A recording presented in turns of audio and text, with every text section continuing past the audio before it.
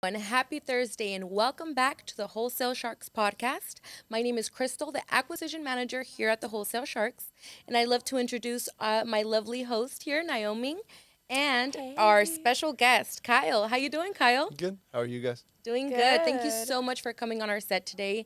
Well, we just wanted to take another, walk in the park and just kind of know a little bit about you and Pick what your you do. brain. Yes, for sure. And, just let our public here and our followers see what you do, what's worked for you, and what hasn't, right? Sure. So, what I'm going to do is I'm going to go ahead and give that attention to you and tell us a little bit more about you and everything that you do. And let's hear some gems. Cool. So yeah, I've been in real estate for going on 10 years now. It's going to be 10 years coming up in October. Okay. I started the traditional route, got my license, and at the same time kind of started exploring with real estate investment. Nice. And I remember I went to one of these 3-day seminars, and it was just like an overload of information. I just came fresh out of school, like real estate school, trying to understand like what terminology means and all this Right, stuff. So I'm just sitting here like in a world of like lingo that I don't know what the heck anything means. But it was really cool because every time that I started to get a real estate deal, at the same time I started to get an investment deal, and I got to start to try to walk down both paths. It was really cool being able to go to the seminar and then a year later be like, okay, well now I know what this means. Like I can connect this dot. So I mean, it was really just interesting. And one thing I want to like let people know, I think, is even though you're learning something that may not make sense today, if you can remember it, you always have the ability to connect that dot later on, and it'll make a lot more sense because again, we're all human. We have to kind of go with the flow and go with the pace. 100%. Yeah. But it was really cool. So my first real estate deal actually got dropped in my lap based on someone that did acupuncture for my family. Oh, okay. And I remember she said, hey, like, I have this deal. I got someone that needs to sell this house. They need to sell it quick. It's not in good condition. Can you come analyze it? Can you do something for them? And I actually cut my teeth with a gentleman that a lot of people may know, a lot of people may not know. And shout out to John May. He's a pretty big figure in the industry. He's not super well known. He doesn't have a lot of branding. But I did my first deal with him, and I remember actually reaching out to him a couple of times before this deal, and I was like, hey, I got this, I got that, I got this, I got that. And I kept getting shut down, and I was like kind of disheartened. I was like, shoot, like, I need to try better. I need to learn more. I need to do whatever, to actually get a deal done with this guy. So finally, this deal drops in my lap. I ended up making, I want to say it was like a $20,000 assignment fee my first deal, which is not a horrible That's like good. deal. Right. But then I saw him turn around and make $15K himself. So Right. shout out to him again. Like he knows what he's doing. Yeah. Right. He turned around, wholesaled it to an end buyer. It was really cool though because it like actually got my foot in the door, and I felt very honored to have done something with this guy because a lot of other people in this business, and again, I don't know how many people know a lot of history, but from my understanding, like the people that run Keegley, Jamil Damji, started with John May. Okay. A lot of big figures in this industry now that are actually like really well known. So it was really cool to kind of get, I guess, to go walk down the same path and to cut my teeth with him initially. That's awesome. You know, Yeah. it kind of goes back to that saying, right? It's not what you know, it's who you know. Correct. And I feel like the more that, where I'm in this industry, you just start learning that, you can learn, you can read, you can, piggyback off of somebody. But the people that you meet is what, I believe personally is going to make the biggest impact, right? Correct. Exactly. Yeah, So- your network is your net worth. Like, I mean, realistically, there's a I direct like that. correlation I like there. that. Repeat that one more time. Your network is your net worth. So I really, really like understanding that, it really is a lot of who you know and what you know. It's a combination because a lot of people say knowledge is power.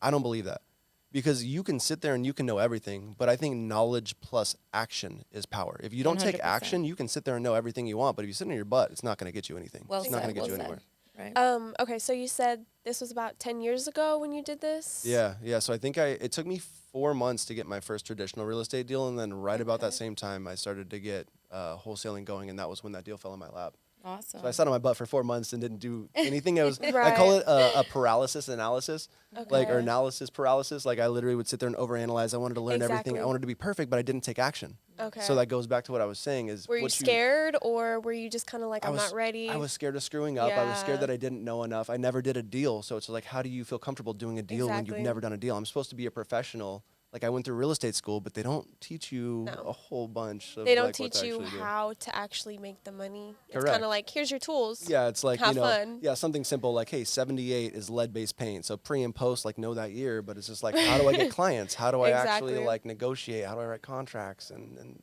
all How the stuff was that, like, starting out? I'm assuming you were pretty young because you 23. look young now. 23, Okay, so yeah, I'm 33. Wow, you don't look it. You look like Thank you. in your 20s, I but take it.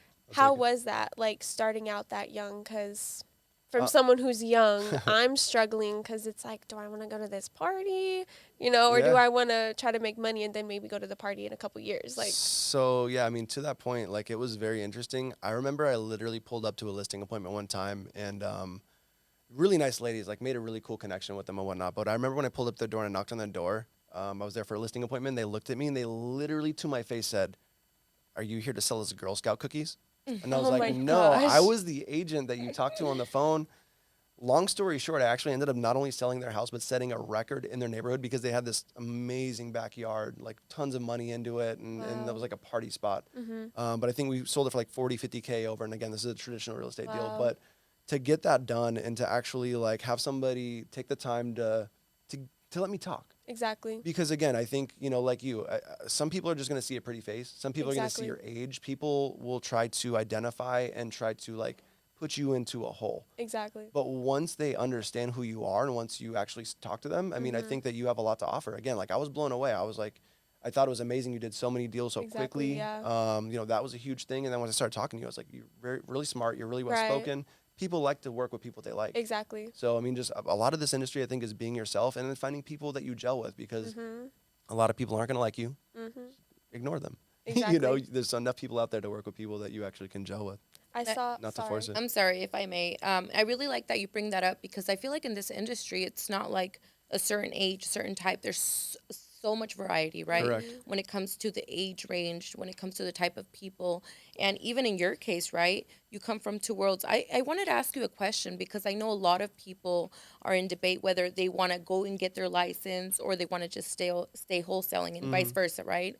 What would you recommend as far as, because I know you just mentioned, something very important that you said, I didn't really learn much Correct. about, in my real estate while getting my real estate license. So, is there a benefit of having your license while doing this or It's what a advice could you give us it's a in dual-edged regards to sword. that? So realistically, right now, knowing what I know, I probably wouldn't get a license if I like was just getting into the traditional side or getting into like the and focusing on the wholesale side. And the reason that I say that, like, I'll give an explanation. So there's added liability. So whenever something goes wrong in a wholesale deal and you have a real estate license, people can use that to their advantage. They can. Mm, I've had a couple of people like try to violate me and to go to the board or to go to the Association of Realtors. I've never been found guilty of anything, but they can utilize that.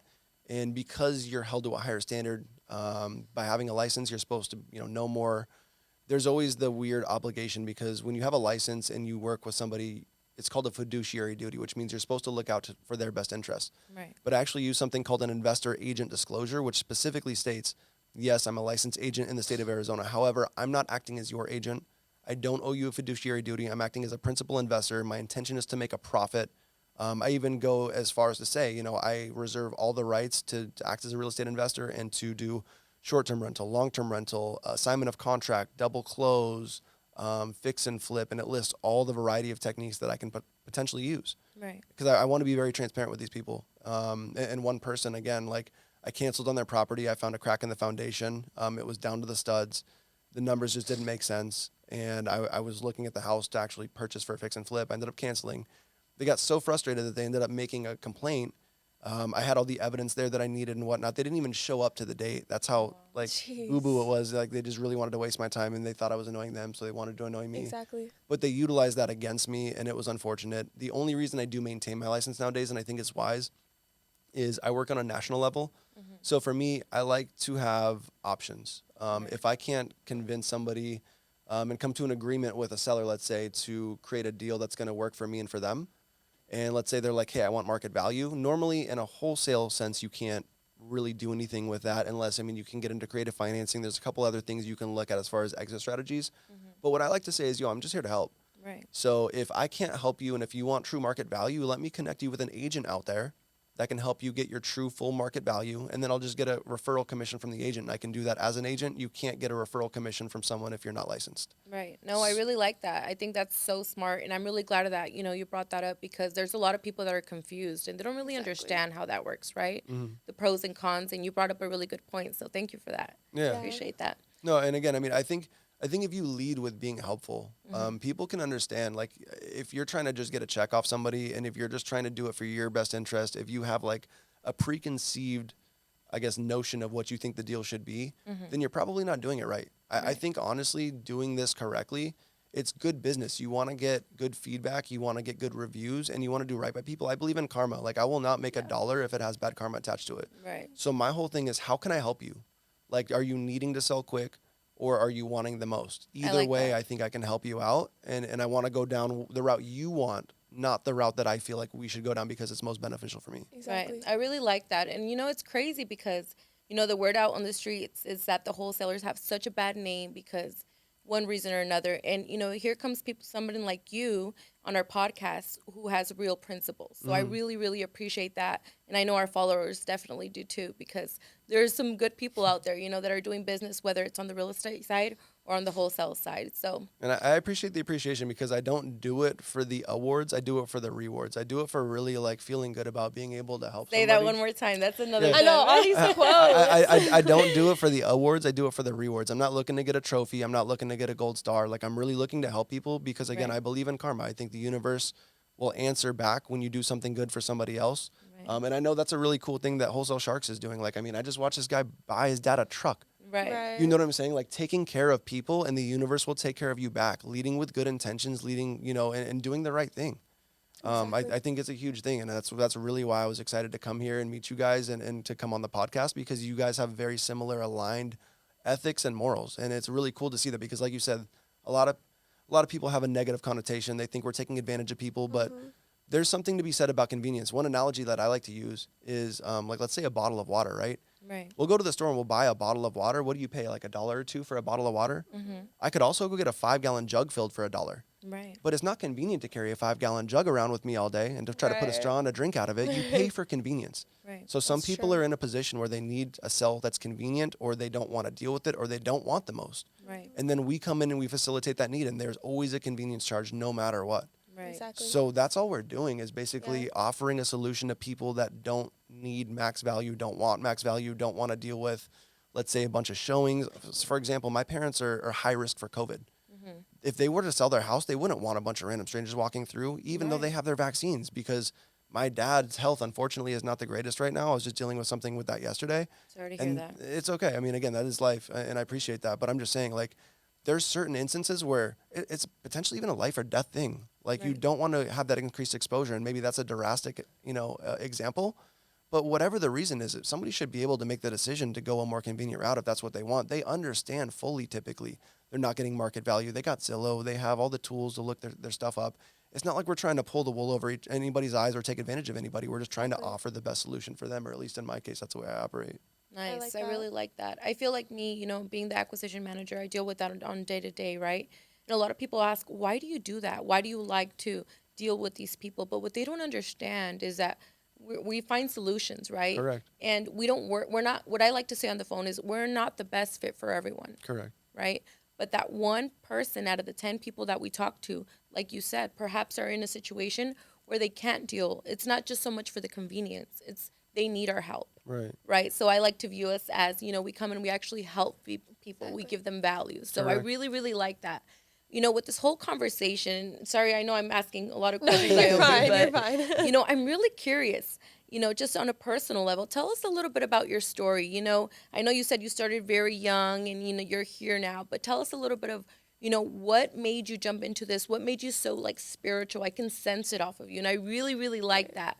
What made you who you are, if if we may ask? I mean, I'll plead the fifth on some of that, just because, I mean, Personal. yeah, I mean, again, some of it was just like really just true deep experiences, and it's not necessarily within the confines of the law. So I'll just put it that way. Okay. Pleading the fifth on that.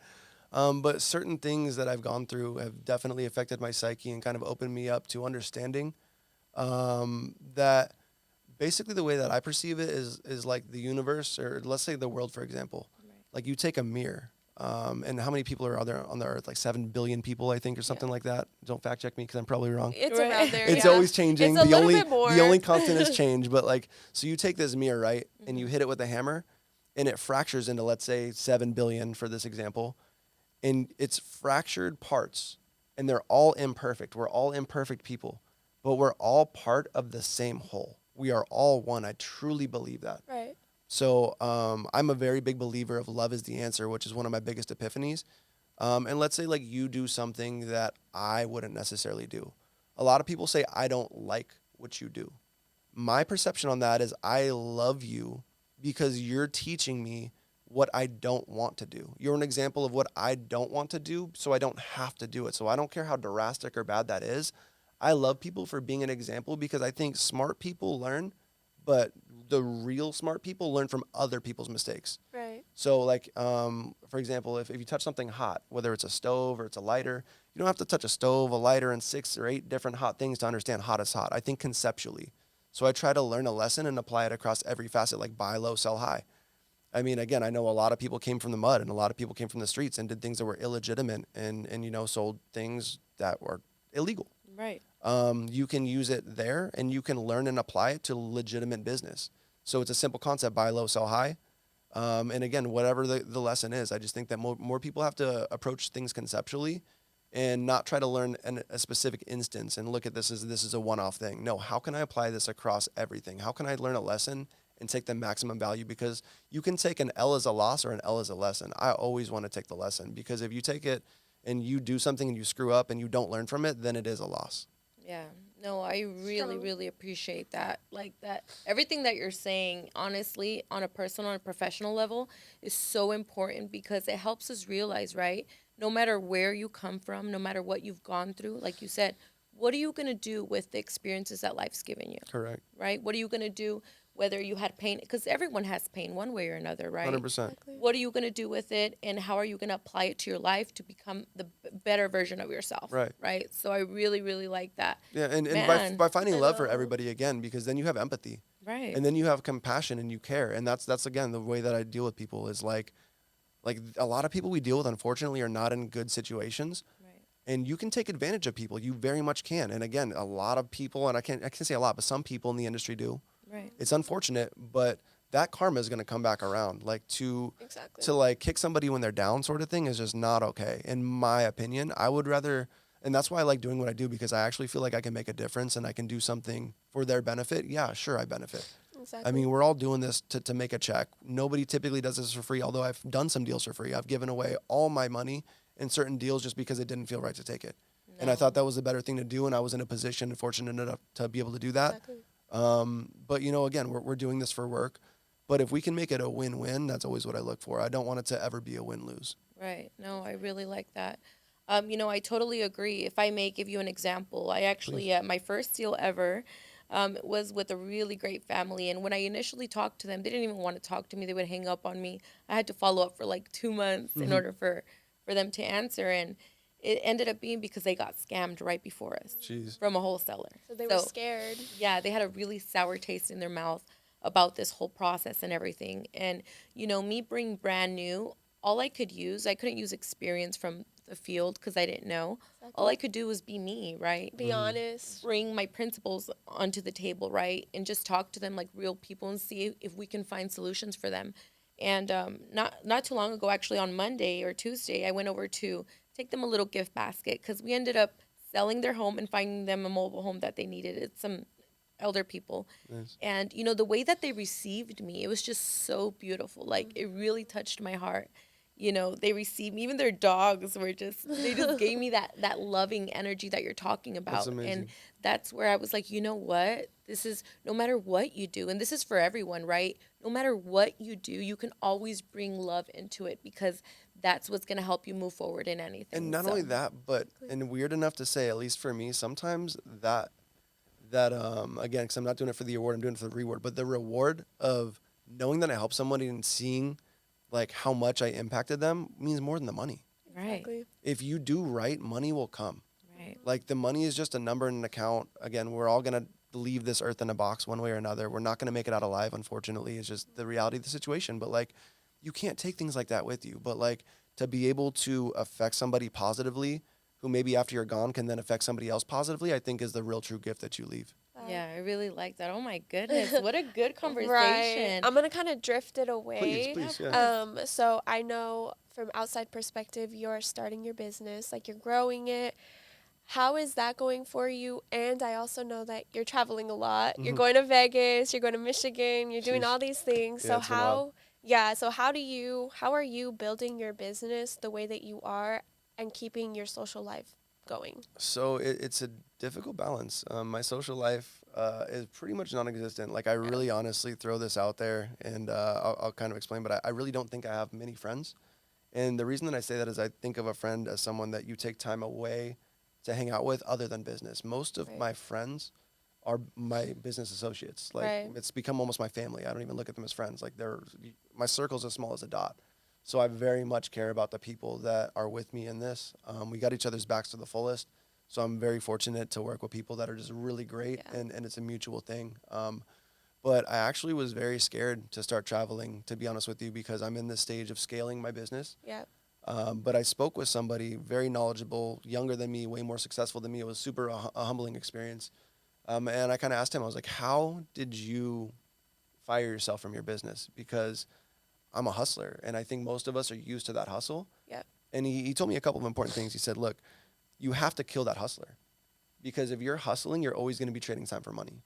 And you Okay. have to get to a point where you're actually becoming a boss Right. and you're directing people on what to do. But with that being said, you have to make sure they know exactly what's expected of them. So I'm in the process of building out SOPs, standard operating procedures, step by step in my acquisitions role, my dispositions role, my transaction coordinator, my GM that I'm hiring on. I just got a transaction flow manager. And all these Wow. people, I'm building out a step by step process so they understand exactly what they need to do and they can reference that if I'm gone. Exactly. They don't have to call me anymore because I've literally taken my time to outline it to a T. Wow. But he told me, he was like, so the way that I got fired from my business is I started traveling. And I was like, what do you mean? He's like, so basically I'd go away for a weekend and I would come back, I would see what broke, see what didn't work, and I'd fix it. Okay. And then I would go away for a week. And then I would come back and do the same thing. Soon enough, I went away for 2 weeks, for a month. Soon enough, I was coming back once a month. Soon enough, I was coming back once a quarter. Soon enough, I didn't have to come back. Wow. So it's kind of a part of the process, and I'm Yeah. seeing some stuff break. You know, it's not perfect, but it's really cool because again, you learn. I think you learn way more from failures, and I like seeing the mistakes or not, or the lessons that are happening, Exactly. so I can address those, correct them, and then we move forward. So again, hopefully, eventually, potentially, I have other ideas of things to do in the real estate space. Of And teens, Right. yeah, The I little told you, hit. The little that's my little hit. team. It's just become a thing. I don't know why, but yeah. So I mean, I want to be able to make room and make space for. I think we all do this because you have flexibility and freedom over your life, and I learned that at 30 years old, I didn't do anything except work. Yep. So I had like a third life crisis, I call it, and I spent my whole 30 as my birthday. I went to 2 to 3 music festivals a month. It was exhausting. Good for you. Yeah. Good for But you. but again, I was like, what's gonna happen? I'm gonna turn 40, and then I didn't enjoy anything. Like, and then I'm gonna Exactly. probably look a little weird being at these music festivals all by myself at Right. 40, So, Right. but then that taught me a little bit more about balance because I was going too far towards the partying side. Okay. And then I was like, well, cool. I was too far towards work, too far towards party. Like, how do I get this, Exactly. teeter totter to balance out a little bit? So I think I'm getting better at walking that tightrope of balance. This year, I kind of just said I don't want to do a whole bunch. Okay. This month is a bad example of that because I think I've been in 4 Right. states in like the Yeah. last 3 weeks. But again, I mean, everything's actually working, everything's progressing, and I think that it's really cool to actually have found that balance, to have found the right people to put in the right place. I'm still adding, I'm still scaling, so I'm definitely not anywhere near where I want to be, but the Right. progress is amazing, and that's one big thing that I've had to kind of come to terms with is I'm very hard on myself. I'm my own biggest critic. Yeah. So being happy, being able to be like happy with the progress I've made, but not content. Because if I'm Okay. content, You then don't it's want to go anywhere. exactly like I never want to be the best. I always want to strive for better. So best is not in my vocabulary because that doesn't leave room for better. Exactly. And I always want to try to strive for better. Yeah, and like if I that. may piggyback on that, Ramon and Rodrigo always talk about that if you're comfortable, it's time to move. Correct. Every Right. time that you feel comfortable, it's time to move. Mm-hmm. And I think that we should all take that, especially us that we're young, because you're still very young. Yeah. We're I all appreciate that we're again. all We're all very young. I appreciate that again. It's something about just knowing that you have to keep evolving is the Mhm. word that I like to use. Yeah. But your own body, your own every spirit will tell you when you're comfortable. I really really love everything that we talked about today. I feel like on a professional and a spiritual level, I'm sure a lot of people that are starting off or maybe wherever they stand would love to maybe reach out to you and see if Sure. you could have a conversation, right? Where it's another Please. walk in the park, like Yeah. here. Exactly. It's very casual. Where could they find you? Where could they reach you? Maybe follow you? So Instagram, I'm most active on as far as social media. I don't really do a whole bunch on Facebook. My Instagram handle is Millionaire Documentary, no spaces. And I was intending to document the process of becoming a millionaire Okay. because I've never seen someone do that. I've always heard about millionaires talk about how they got there, but I wanted to Exactly. document the process. Unfortunately, it just didn't work out to get the work done and to document it and to edit and produce. I was like a one-man band. So I kind of killed that off. If you go on like millionairedocumentary.com, you'll see a couple of old videos from where I first started. So you'll see Okay. that I've come a long way. Right. Awesome. But yeah, so IG would be a great place. What is the name on the IG? Millionaire Documentary. Millionaire Documentary. You guys Correct. heard it, guys. Millionaire Documentary. Follow him. I mean, he gave so much gems today. I'm sure he can, give a lot more, Yes. Yeah, I'm always just happy. by following and just seeing your journey, right? It's very inspiring for most people that even if you're going through a hard time or you think you got it, like you said, meeting that guy humbled you, and maybe that's something that you'll be Correct. able to cause on somebody else. Well, thank you so much for coming. I don't have anything else to add on. Do you want to end it off on? Is there anything, you wanna yeah, say? that you would like to say I mean, before we end? unless you have something else you want to ask, because again, I mean, I'm happy to keep talking, or we can end it here. Completely cool. But like you said, I mean, if someone wants to reach out, if you like what you've heard, if there's something that you think I can do to benefit you and we can benefit each other, again, I'm always looking for a win-win situation. So it doesn't just have to be in real estate; it could be in life. Like if you need someone to talk to, honestly, just on a personal level. Like I Right. don't have a ton of Yeah. time. But again, if it's gonna help you and it's gonna help us, like I'm always happy to try to take that time if I have it available. So you know Awesome. that. Look at you serving your purpose, right? I try. Awesome. Well, thank Oh, you so yeah. much for coming again. It was a real pleasure sitting here conversating with you. Likewise. You're really, really interesting. I really, Right. Yeah. I feel we'll like keep talking. Yeah, I feel Once like the I've cameras known are you. off. Right. Right. Yeah, and for the people following us, just remember we can help you sell your deals, your deals. Wholesale Sharks, Dispo Sharks. If there's anything that you guys need, follow our page and share this video. Naomi, Our event is September 29th, I believe. yeah, is the September new date. 29th. We Yeah, changed it, date so date changed, right? Yep. So September 29th. look out for that. Do not miss our event. Yeah, this Come is how to this the is this is how I met event. them. I mean, a really cool event. I mean, I must say so myself. I don't go to a lot of these, but I'll definitely be attending your next event as well. So if you Right. want to link, Oh yeah. I'll be there in person as well. So just an added reason to come to the event. Exactly. Awesome. Well, I hope everyone enjoys their day. Thank you so much for joining us today, everyone. And we will see you next week, next Thursday. Yes. Bye, everybody. Bye.